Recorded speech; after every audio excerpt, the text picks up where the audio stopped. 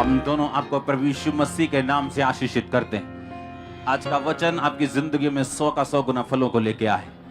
यीशु मसीह के पवित्र नाम में हम मांगते हैं, आमीन। ऊंचा ब्लेसिंग, ऊंची चर्च, जोर से तारीफ करो, जोर से तारीफ करो आज के वर्ड के लिए।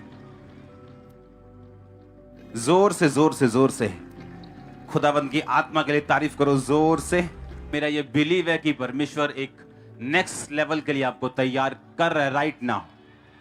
ये नेक्स्ट लेवल आपकी लाइफ में, आपकी स्पिरिचुअल लाइफ, आपका फाइनेंशियल, आपकी फैमिली लाइफ, ये हर एक लाइफ में नजर आएगा जो आपके साथ जुड़ी हुई। और यीशु मसीह के नाम में आप आशीषित हैं। जितने जन आप इस ग्रेस के साथ जुड़े हुए हैं, तारीफ करो जोर से जोर से। अपने पड़ोसी को बोलो, अलग ताई मेरे है, इससे तेरा फायदा होगा। परमेश्वर वो काम कर पाएगा, तुझे तैयार कर पाएगा जिसके लिए उसने तुझे अपने पास बुलाया। उसकी बुलाहट को व्यर्थ ना कर, अलग रहे। अविश्वासी का विश्वासी से कोई नाता नहीं। फिर से बोलो पड़ोसी को, अलग रहे ताकि परमेश्वर तुझे बनाए और वो काम कर सके जिसके लिए तू बुलाया गया। एक बार जोर से तारीफ करो आज के दिन के लिए। आप रियली ब्लेस्ड हो आज यीशु मसीह के नाम में। अब मेरी प्रेयर रिक्वेस्ट आप हैं, मेरी प्रेयर रिक्वेस्ट क्रिश्चियनिटी है, मेरी प्रेयर रिक्वेस्ट चर्च है, मेरी प्रेयर रिक्वेस्ट, आप समझ रहे हैं मेरी बात को। अब वो मसले खत्म हो चुके हैं जो पर्सनल लोगों के चलते हैं। वो बाय गॉड्स ग्रेस परमेश्वर ने ऐसी पोजीशन अब दी है, ऐसी ग्रेस दी है जहां से मैं आपको परमेश्वर का मन बता सकूं कि परमेश्वर के हार्ट में क्या है और वो क्या चाहता है। हालेलुया। इसलिए आपने देखा होगा कोई भी चीज चर्च को सरप्राइज नहीं करती, कोई भी चीज चर्च को शॉक नहीं करती, क्योंकि परमेश्वर मुझे तैयार कर रहा है अब अगली बातें आपको बताने के लिए। और अगर आप बिलीव करेंगे उन बातों के ऊपर जो आज मैं आपको बताऊंगा, आप रियली ब्लेस्ड होंगे। जब आप परमेश्वर के दिल को समझ जाते हैं, उसके हार्ट को समझ जाते हैं, आप परमेश्वर के काम करने के तरीके को समझ जाते हैं, उसके दिल को समझ जाते हैं, ब्लेसिंग्स को लेना या अपनी लाइफ में आशीषित रहना आपके लिए बड़ी बात नहीं रह जाती। अपने वर्ड सुना, खतने का सुना कि नहीं सुना? आत्मिक खतना किसे कहते हैं, सुना कि नहीं सुना? उस वर्ड के पीछे परमेश्वर की ब्लेसिंग्स छुपी हैं।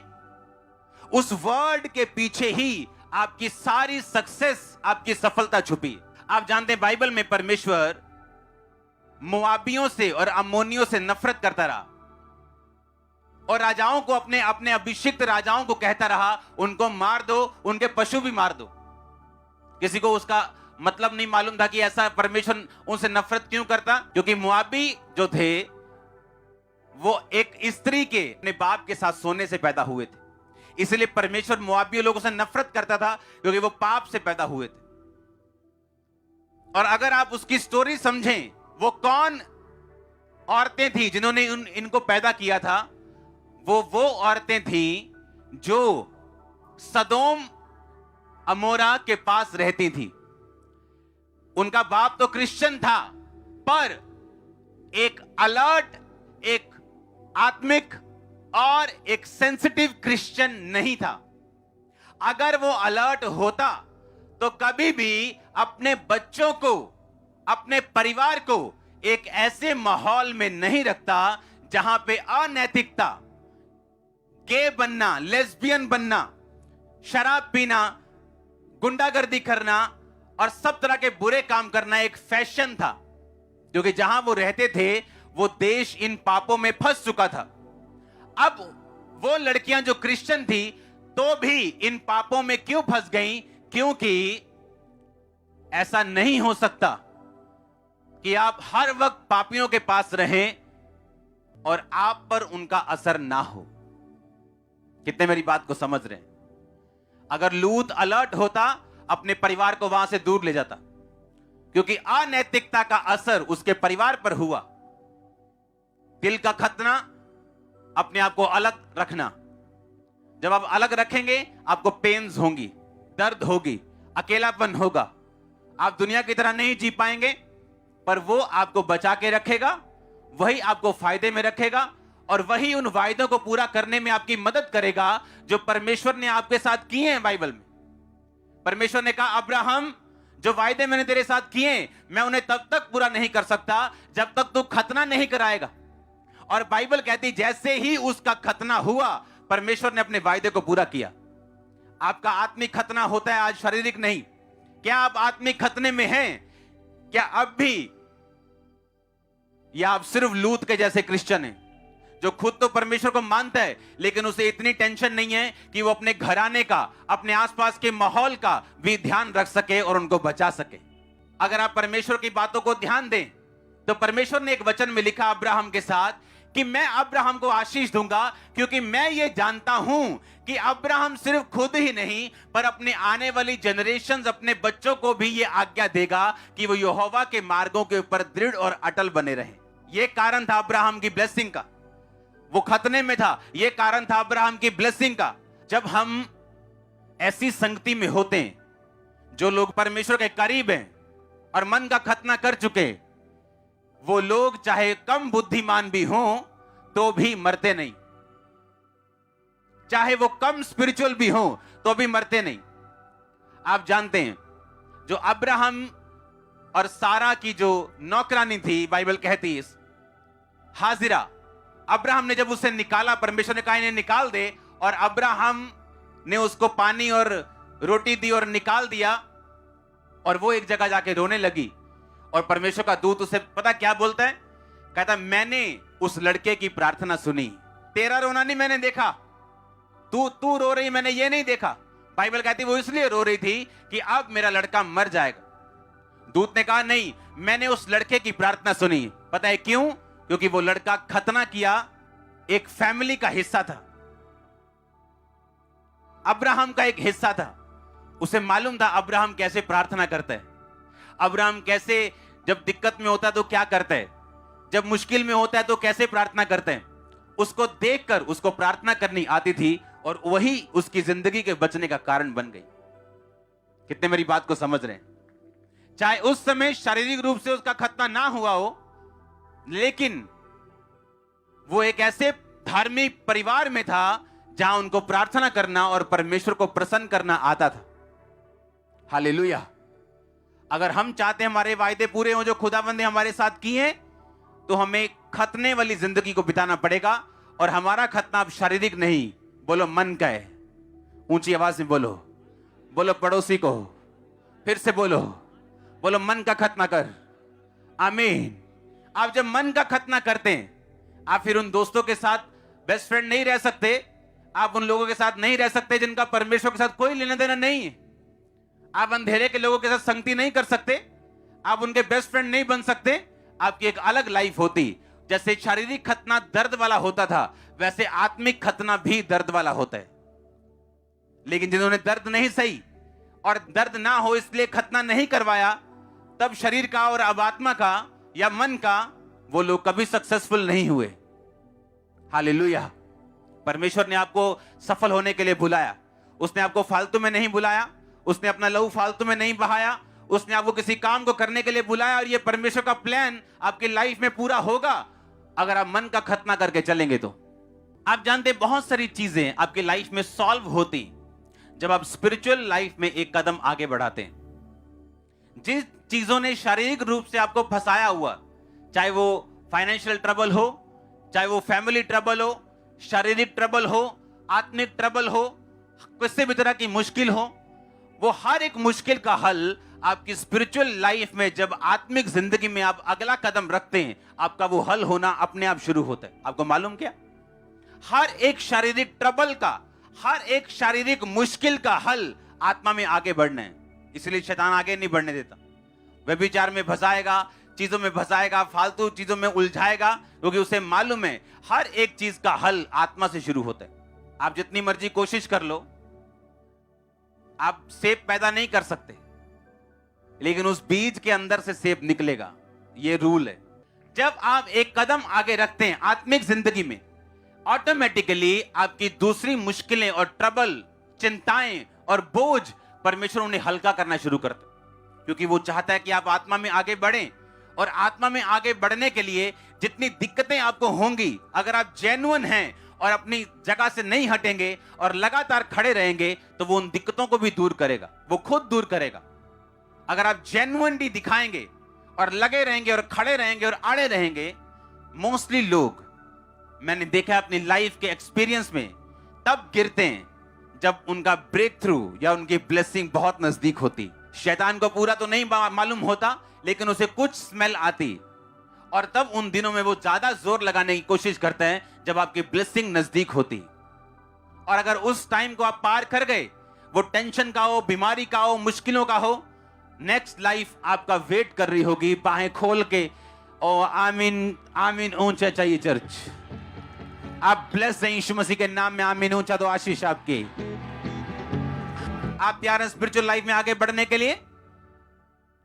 अगर आप एक वचन को पढ़ें, सबसे पहले वो वचन हम पढ़ेंगे फिलिपियों 4 उसकी 10 आयत को हम पढ़ेंगे अपनी स्क्रीन के ऊपर। उसमें लिखा, मैं प्रभु में बहुत आनंदित हूं कि अब इतने दिनों के बाद तुम्हारा विचार मेरे विषय में फिर जागृत हुआ, कि निश्चय तुम्हें आरंभ में भी इसका विचार था, परंतु तुम्हें अवसर ना मिला।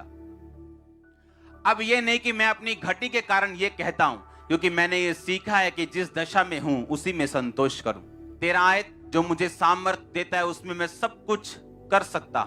मैं 16 से पढ़ूंगा। इस प्रकार जब मैं थिस्सलुनीके में था, तब भी तुमने मेरी घटी पूरी करने के लिए एक नहीं 2 बार कुछ भेजा था। ये नहीं कि मैं दान चाहता हूं, परंतु ऐसा फल चाहता हूं जो तुम्हारे लाभ के लिए बढ़ता जाए। मेरे पास सब कुछ है, वरन बहुतायत से भी है। जो वस्तुएं तुमने इपीफ्रुदीतुस के हाथ से भेजी थी, उन्हें पाकर मैं तृप्त हो गया हूं। वह तो सुगंध और ग्रहण करने के योग्य बलिदान है जो परमेश्वर को भाता है। और मेरा परमेश्वर भी उस धन के अनुसार जो महिमा सहित मसीह यीशु में है, तुम्हारी हर एक घटी को पूरा करेगा। इस वचन को आपने पढ़ा, पौलुस कह रहा है कि मेरा परमेश्वर उस धन के अनुसार जो महिमा सहित मसीह में है, तुम्हारी हर घटी को पूरा करेगा। यह वचन किन के लिए है? इसको समझने के लिए हमें फिलिपियों उसका 1 बाब उसकी 1 और 2 आयत को पढ़ना पड़ेगा। उसमें लिखा, मसीह यीशु के दास पौलुस और तीमुथियुस की ओर से सब पवित्र लोगों के नाम जो मसीह यीशु में होकर फिलिप्पी में रहते हैं, अध्यक्षों और सेवकों समेत, हमारे पिता परमेश्वर और प्रभु यीशु मसीह की ओर से तुम्हें अनुग्रह और शांति मिलती रहे। यह पत्री लिखी गई थी पौलुस और तीमुथियुस के द्वारा। किन लोगों के लिए? सब पवित्र लोगों के नाम। पवित्र किनको बोला जाता था? जो मसीह में थे, मसीह को ग्रहण कर चुके थे, बैप्टाइज हो चुके थे, मसीह की टीचिंग के पीछे चलते थे, जो मसीह यीशु में होकर फिलिप्पी में रहते हैं, अध्यक्षों और सेवकों समेत। वहां के अध्यक्ष यानी चर्च के हेड और सेवक यानी सब काम करने वाले।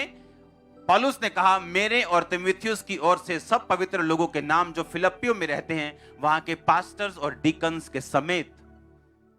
एक पत्री भेजता है पौलुस फिलिप्पियों की कलीसिया को, अविश्वासियों को नहीं, फिलिप्पियों की कलीसिया को। और पौलुस कहता है, मेरे पास कहता सब कुछ है, वरन बहुतायत से है।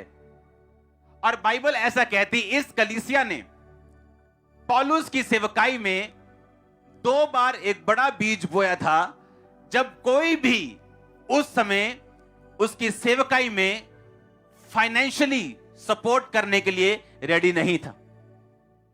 और बाइबल कहती, जब वो पत्री को लिख रहा था, उसने कहा कि तुमने एक नहीं वरन 2 बार भेजा। कहता, मैं दान नहीं चाहता, पर ऐसा फल चाहता हूं जो बढ़ता जाए। पौलुस के पास सब कुछ था, बाइबल कहती। वो खुद एक बिजनेसमैन था और तंबू सीने का काम करता था। और बाइबल कहती, वो उसने अपनी जीवनी, अपना जीवन कलीसिया के पैसों पर नहीं चलाया। उसने अपना जीवन अपने बिजनेस के पैसों से चलाया। वो कलीसिया से तनख्वाह नहीं लेता था, कलीसिया पर भार नहीं डालता था, अपना खर्चा कलीसिया के ऊपर नहीं रखता था।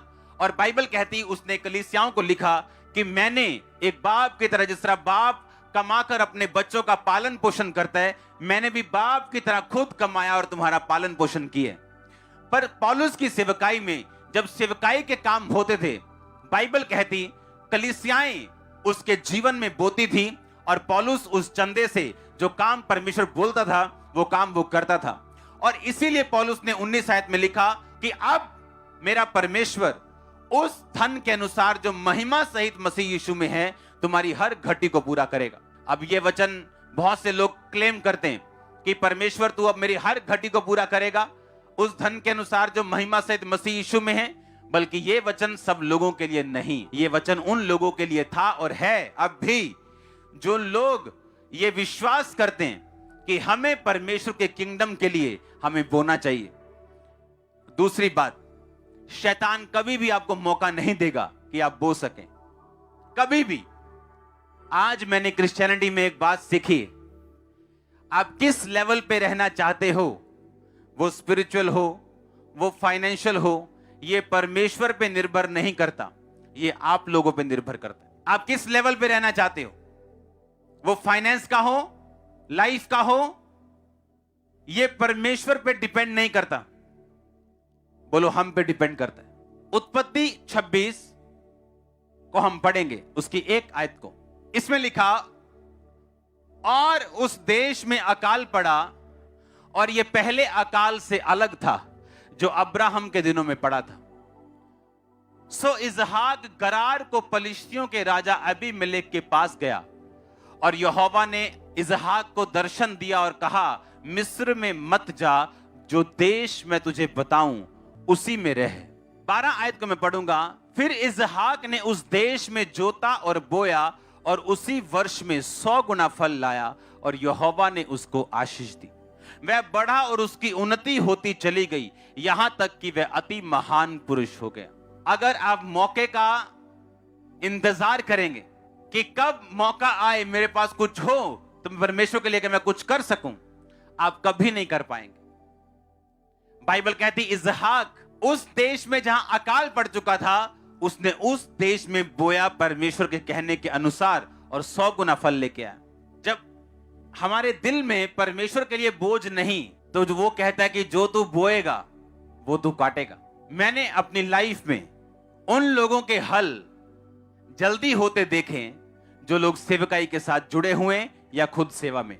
सेम मुश्किल विश्वासी उसमें 10 साल से फंसा हुआ है, लेकिन सेवा करने वाला 1 महीने 14 दिन में निकल जाता है। उस जो 10 साल से नहीं निकल रहा, क्योंकि जब आप क्राइस्ट की ग्लोरी के लिए, आप यीशु मसीह की महिमा के लिए, उसके नाम को फैलाने के लिए, उसके नाम को ऊंचा करने के लिए जीते हैं, आपकी वैल्यू बढ़ जाती है परमेश्वर के सामने।